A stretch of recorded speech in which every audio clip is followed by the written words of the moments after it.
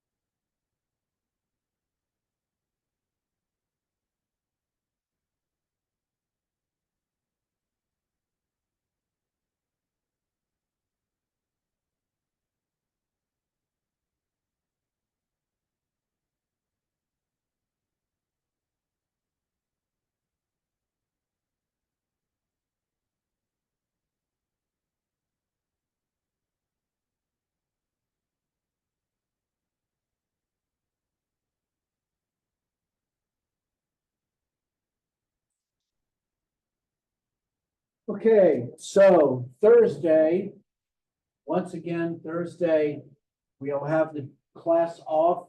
That also means for Hickory as well, the class will be off. We will have the Walker Business Connections on Thursday. This is Abby Brennan, by the way. This is the individual I was talking about. You could have no other individual, no better person who could help you in finding your career.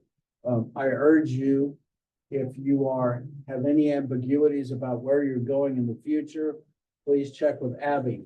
The Walker Business Connection, as I said, it'll be on Thursday. It's wonderful to be able to plan for it. If you wanted to, you can view the current companies that are hiring. There's a spreadsheet out there with it. She has a plan for going through registering, going through seeing who you would like to be interviewed by. I believe in this so much, I'll give you 10 points on the next test of the film. All right. That's how powerful I believe this is for your career. I'm willing to give you a letter grade if you go. Okay. So I urge you. I mean, I know, of course, you may have other things in what your time is valued. I understand that. But if you've got any chance of going, I'm giving you a reason. Okay. So please consider it, register it. If you go, bring me a business card, anything. It's plus 10 points on your next test. Okay. And that includes Hickory too. All right. Okay. So Dr. Shouse, just to Yes. confirm, that means the students do not have class Thursday, correct? They do not have class on Thursday. We would love for them to come from Hickory up here to come see all of these great employers. So that's the reason why for them as well. Okay. Perfect. Thank you. You're welcome.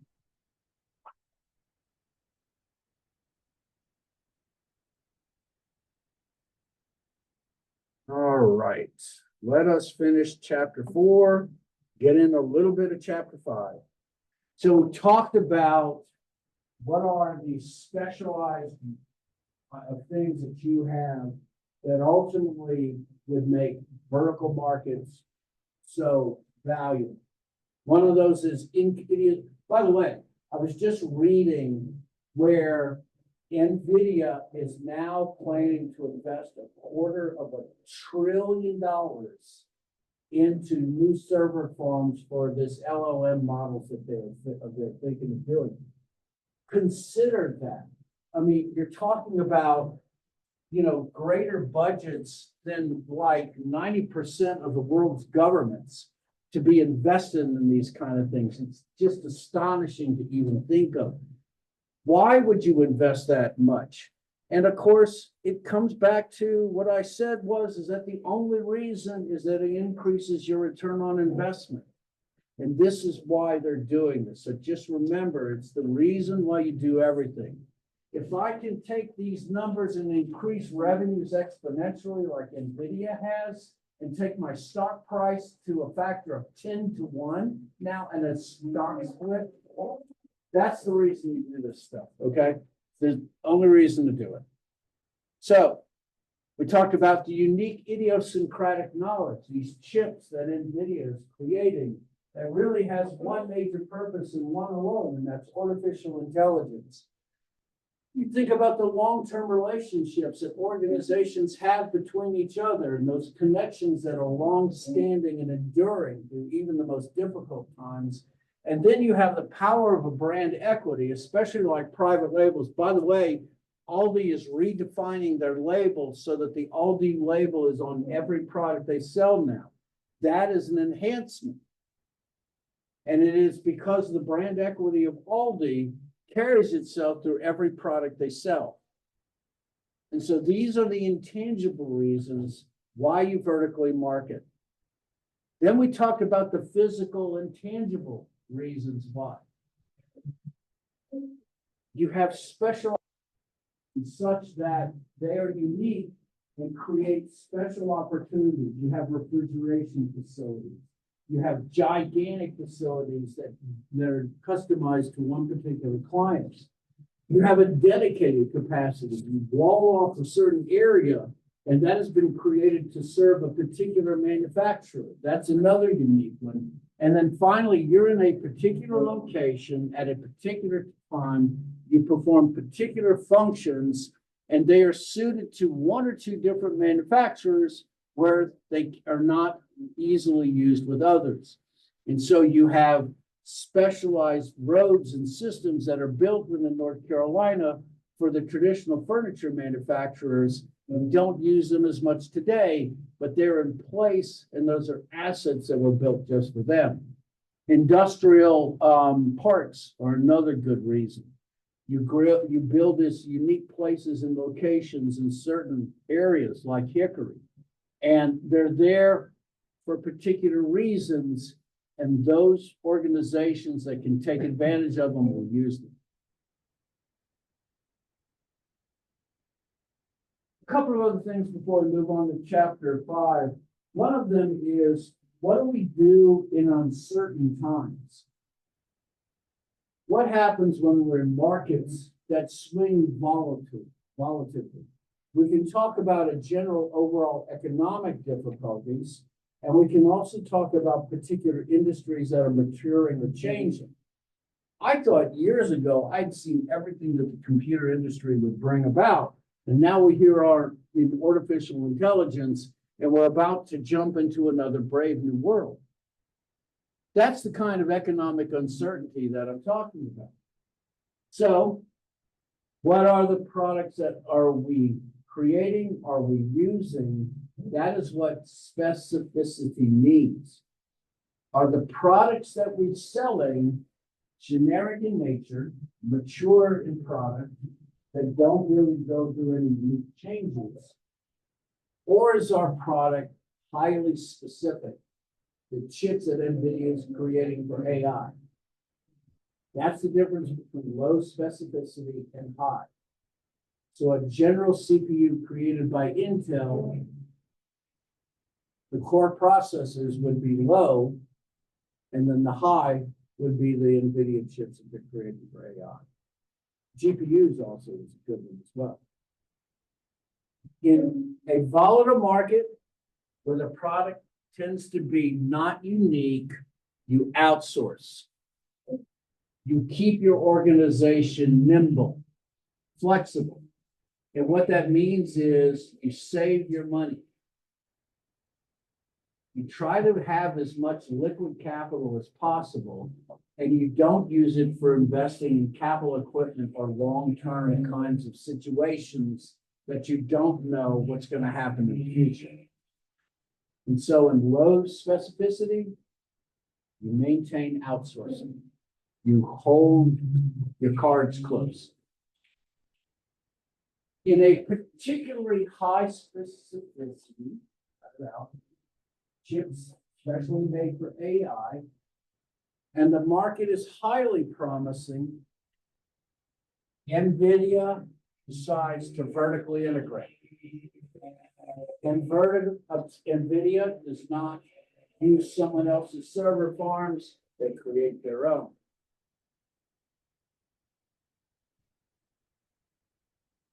Interesting, Google, I have a friend of mine who services Google farms.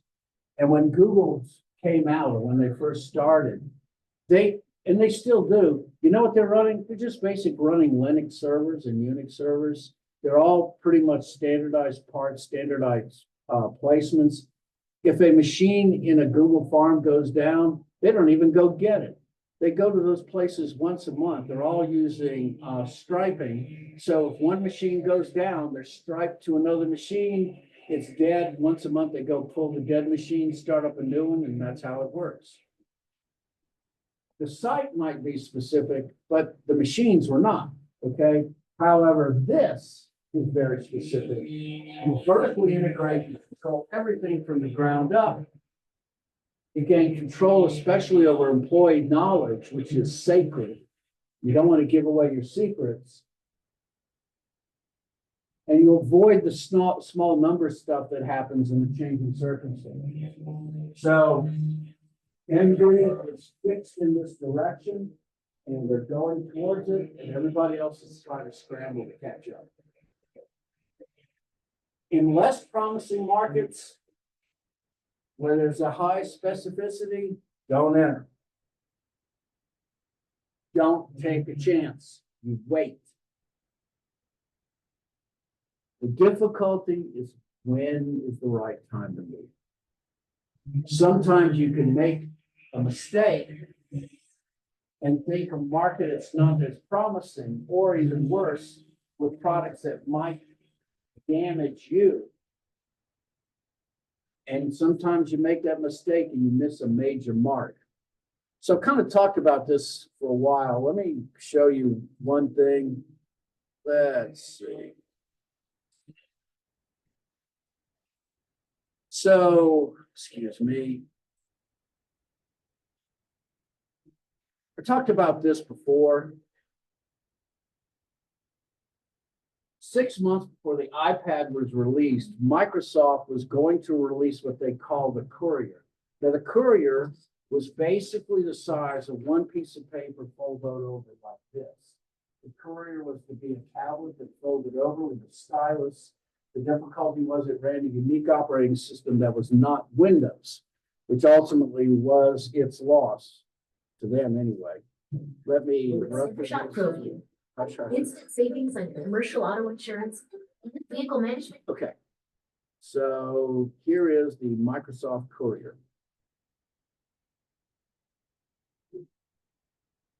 Hi, I'm Marcel, and I'm a trend researcher. I'm just starting a new job helping West Elm design a new line of furniture. Today's our first meeting, so I open up my address book and flick the client's name over to the map to see where his office is. Downtown Seattle. Okay. Now I'm going to open up my journal, and I'll start a new one for West Elm.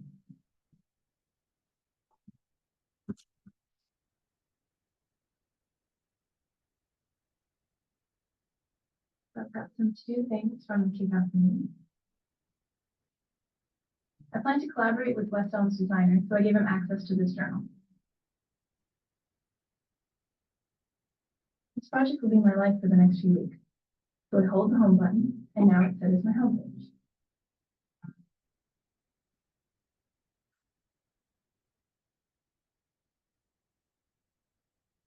After the meeting, I head over to the materials expo and take some photos of the mirror samples I like.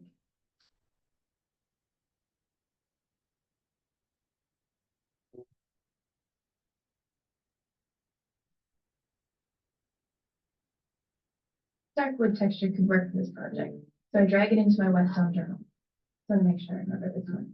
Poplar. Okay. Now I do a little online research. I pull up the web and check out some design blogs.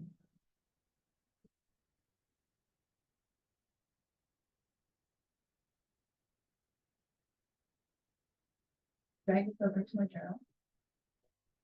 So, keep it, strap, keep it. So I cut and paste it and put it in my journal.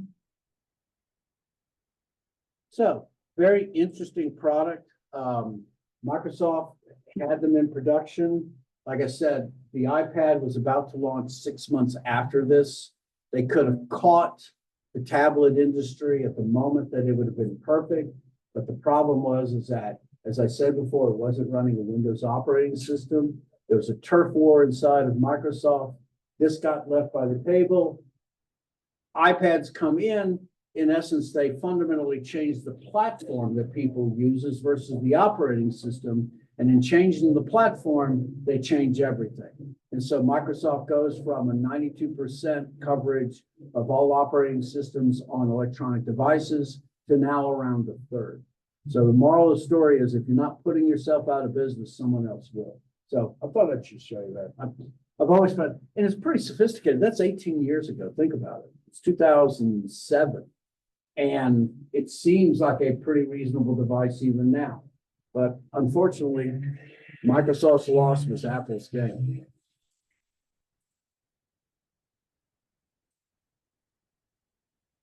Okay. Two other reasons that you wish to be able to vertically market, although these are not primary reasons, there are certainly ones that can add. One of them is to reduce performance ambiguity. Many times we make mistakes because we don't know what the consumers want. And sometimes a failure of information is just as dangerous as too much. Microsoft had no understanding of just how valued that particular market has been, and they just never seem to have been able to get mobile devices right.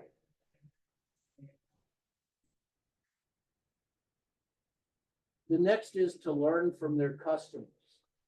Because of the distance between the manufacturers and the end users, many times simple organizations don't know how effective they are or to understand what they actually want.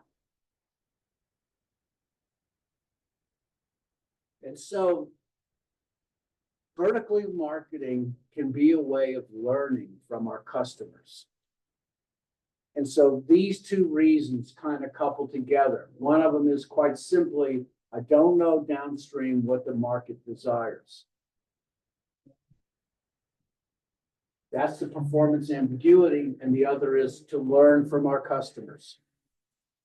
It's interesting, Luxottica took over LensCrafters. They bought it because Luxottica, which was a French corporation, wanted to open themselves into a new channel, retail, and it was a disaster. Once again, these things, industrial organizational psychology within the different organizations, it was a bad clash and it didn't work out. And then just remember these things. Lose focus when you get out of your own comfort zone. Manufacturers produce products. They understand markets. They consider economies of scale. Retail outlets try to sell goods at their maximum profit value. Yeah, I'm about driving me nuts too. And sometimes when you're putting yourselves into organizations or in particular markets, you lose your way.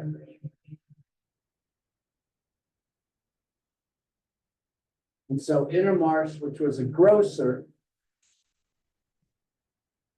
in essence, tried to go backwards and in essence lost their way. And so The inherent danger is you don't understand the markets that you're trying to get into. And so remember, let's take away from this. The make or buy decisions is about how we go about getting the products we wish to sell.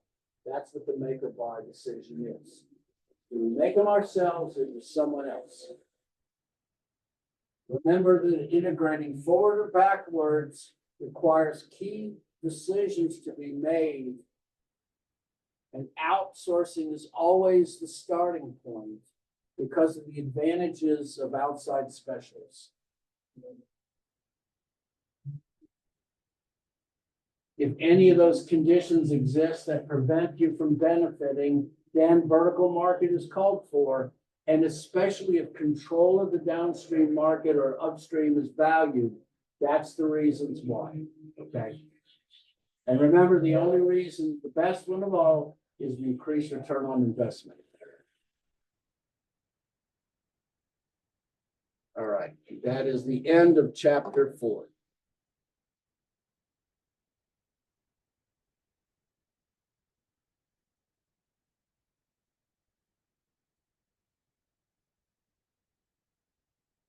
Okay.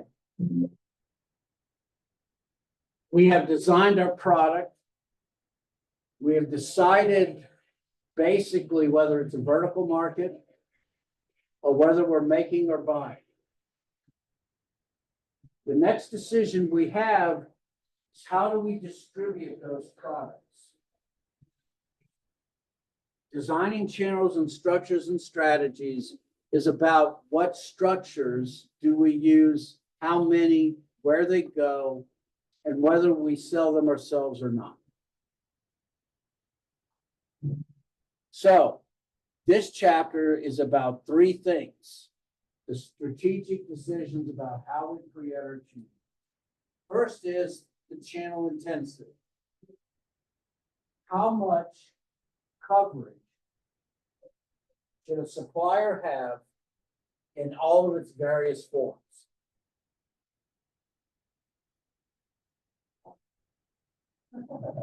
The next is channel types.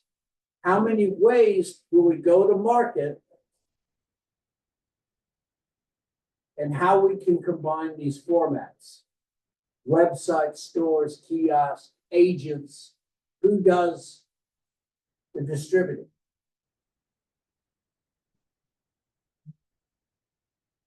And the last thing is dual distribution.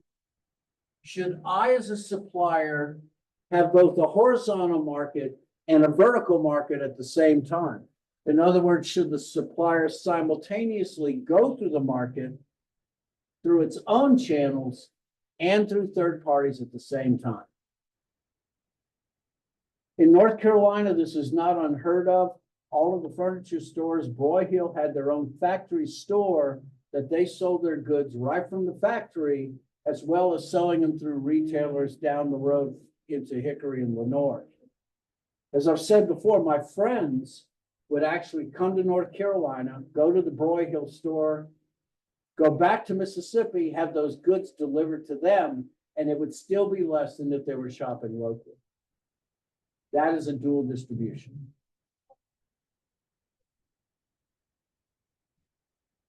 And so let's talk about the forms of distribution. Intensive distribution is when your particular product can be purchased from as many possible outlets in a trading area. Or I should say many possible. Let's categorize it there. If I try to sell it in every possible outlet, that's saturation. And saturation is an inherent danger because it waters down the control that a manufacturer has and the retail outlet as well. Intensive means you purchase it from as many outlets in a shopping area as reasonable, I guess is the better way of saying it.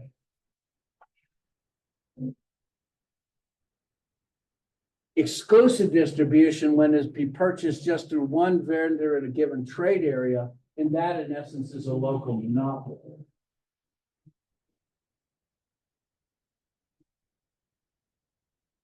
general rule, however, is that if I need to control my good in both its distribution and in its advertisement and cost, the manufacturer has less influence with the number of outlets that are available. The fewer outlets, the greater control as a manufacturer I have, okay? And so if control is valued or important, that's the decision you make.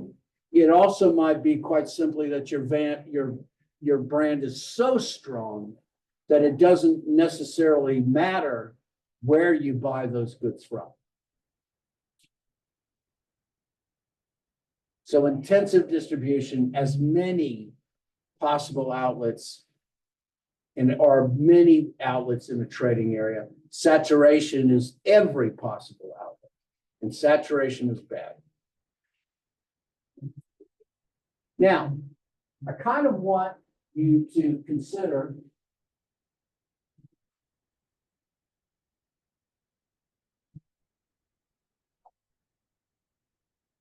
okay.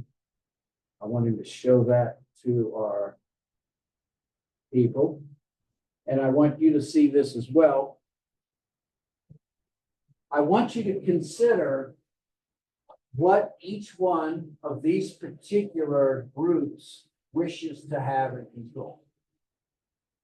A manufacturer has a different function and a different purpose than the intermediaries do, and the manufacturer and the end user who perform have pretty much the same goals in mind. The manufacturer, because they make their goods on production, wants to be able to sell as many units as they possibly can. And so their question about intermediaries has to come about as what is the maximum way that I can distribute those particular goods. The end user has very similar thoughts as well, because the end user wants to have it in as many outlets as possible. And that's in essence the purpose and the function of a trade. Now, the difficulties, of course, come there. Okay. The difficulties come with the intermediaries because the intermediaries want to be able to control those goods and make as much profit as they can off of each item. The manufacturer makes their profit when they sell. The intermediary makes their profit when they sell, but they want to be able to maximize how much they can sell in any given area. And so here's where the first place where conflict shows up.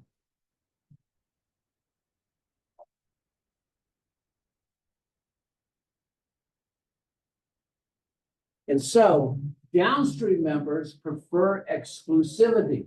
They want to be able to control a given trade area, and basically all of it comes from what? From within. Well, the problem is that you have price competition from two different places. Intra-brand competition is competition that takes place among sellers of the same brand.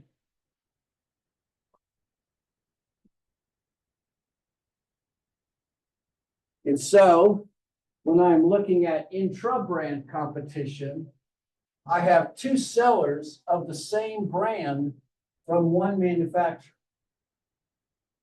And the conflict occurs between these two intermediaries in the same trade area that are selling the same brand, and that's where conflict occurs. And these intermediaries want to be exclusive dealers.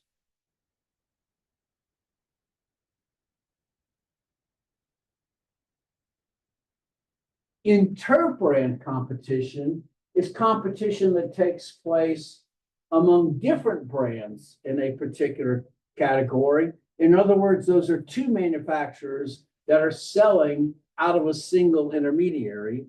And so what you have is two manufacturers selling two different brands in a single store. and that's inter-brand competition. Now, we know this, especially, we'll talk about product categories next week, but in product categories, there are some items that have to be sold in the same location. Shopping items are shopped. They are not just simply chosen. Shopping items encourage in basic comparison with each other. And without those comparisons, these particular stores would go away. That's why you want to be able to have variety and selection so that it encourages consumers to come in and look. All you care about is them buying in the same location. That's all that you want them to do.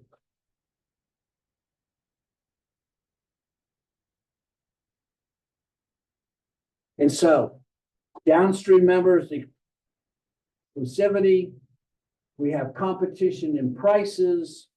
The interesting thing, LG 2004 was really the first dedicated manufacturer of high definition televisions, and also what I would say at a reasonable consumer price as well. So they had this same decision about how many intermediaries and what kind of inter and intra-brand competition they were going to deal with. But how are they going to actually determine which of the outlets to be able to sell their goods? And in 2004, LG made a choice, and they chose one intermediary. They chose Walmart. And because they chose Walmart, they had no intra and inter-brand competition realistically because they weren't around. And for 3 years, LG was the #1 seller of consumer electronics in the world. So it was a great choice, and especially for the fact that it did not have this price competition come in until around 2000, the latter part 2005, 2006, when you started to see Samsung catch up. And now basically we've gone to 4K. Now we're also having OLED and QLED, and now we're even talking about 8K before we've even gotten a hold of 4K. So it's one of those things that keeps moving on. Now, Coca-Cola is one of those brands that doesn't need to worry about that because the brand name itself is so vital and so strong that they can control it and not worry about their downstream consumers. And stores can't stop selling Coke, nor can they overcome the accounting losses. So you really only have 3 ways that you can go about doing this. You can just discontinue it or substitute it to another product. You can take the entire category out so you don't even sell those things anymore, or you can try to convert consumers over to different brands, and that's extremely difficult as well. Pepsi, during their Pepsi challenges, was kind of unique. They always won the competitions, and the big reason why basically is that in a taste test of unknown brands, Pepsi is sweeter than Coke. Coke has that bitter black cherry that's in it that Coke lovers like myself love. So in a blind taste test, naturally, Pepsi was always going to win. They lost the Cola Wars, but then they won another battle. They started buying places like Pizza Hut. They bought Taco Bell. They bought KFC. They bought A&W. They started putting these fusion stores together. And then in order to sell Pepsi, what they did was they made those stores exclusive to Pepsi products whatsoever, which is why I don't drink it. Anyway, I feel like I'm smuggling my Coke onto this campus because it's the same way here. I'd rather work for Pepsi than Coke. I think they're a very smart organization, but Coke is like the 900-pound gorilla with their particular brand identity. So there's 2 difficulties in intra-brand and inter-brand competition. And these are unethical situations that in certain situations can be illegal. But if they're not illegal, they're certainly somewhat not ethical. One of them, it has to do with the corporations, and the other has to do with consumers. So I used to work for Con Appliances in Lafayette, Louisiana. There used to be one in Gaston. But Con Appliances, every Monday, we have our sales meeting. we would get ready for the big Saturday sale. And so what bait and switch is a way for stores to earn higher margins on lesser known brands. So the way they would work is this: we'd find like one particular item, and we would have that item at an incredibly good cost. I mean, almost selling it for cost. And we'd have 12 or 15 in stock. Now, by noon, we would have sold those 12 or 15, and we could honestly tell customers when they came in, well, I'm sorry, we don't have any of those others, but we have excellent brands over here that you can look at. That's bait and switch. And because our particular store contains certain brands, they couldn't find those brands anywhere else. Now, free riding is something that consumers do that we don't do, but it is also one of those things between inter and intra-brand competition that happens. So I also worked at a computer store in Lafayette when such things existed. And I had this bad habit of basically spilling my guts to every customer that ever came in, because I like to hear my voice and I like to, show them that I knew what I was talking about. I would spend time learning about a product, helping consumers understand those goods. And by the time they got to a buying situation, they'd open up their computer shopper and buy it for 10% less online, or it wasn't online, it was through the mail order, okay? We also had another situation when I was at Con Appliances. We were a seller of Mitsubishi televisions in Lafayette. Now, Mitsubishi in the 80s, they developed what was known as Diamond Vision. And Diamond Vision was pretty good, but it was incredibly exceptional, especially for live events.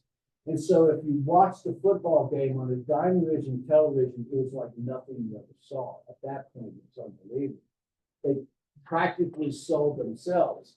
And me and another salesperson, Tim Schooler, really knew our Diamond Vision. But the problem is that we had another store right outside the city limits of Lafayette called New Generation that was a nationwide seller, and their particular franchises with Canada. So they would come in, we would tell them everything that they would need to know, and then they would take that knowledge, go to New Generation and buy for 10% less. We put up a squawk, we got some compensation for it, but never quite enough. So these are the things that happen that are the result between intra and intra-brand competition. And naturally, the consumer has every right to chase the fewest dollars to buy anything. So that's just the way the world works. Some corporations do a pretty good job of it. One of them is Royal Canin. They basically sell not only through pet stores, but also through garden stores as well. And because they limit their distribution, what they're able to do is demand certain things from their vendors, which includes things like education and seminars, and they're able to have high market shares and high margins, and they've had fast growth just because they've controlled themselves as a manufacturer, because their urges are always to sell more. So I am getting a headache from listening to this, so we're going to stop now. We'll come back next Tuesday and we'll pick up where we left off. Please, I urge you, if you have the time Thursday, go. Just remember, I won't see you here on Thursday. I'll see you next Tuesday, okay? All right. Y'all have a good day.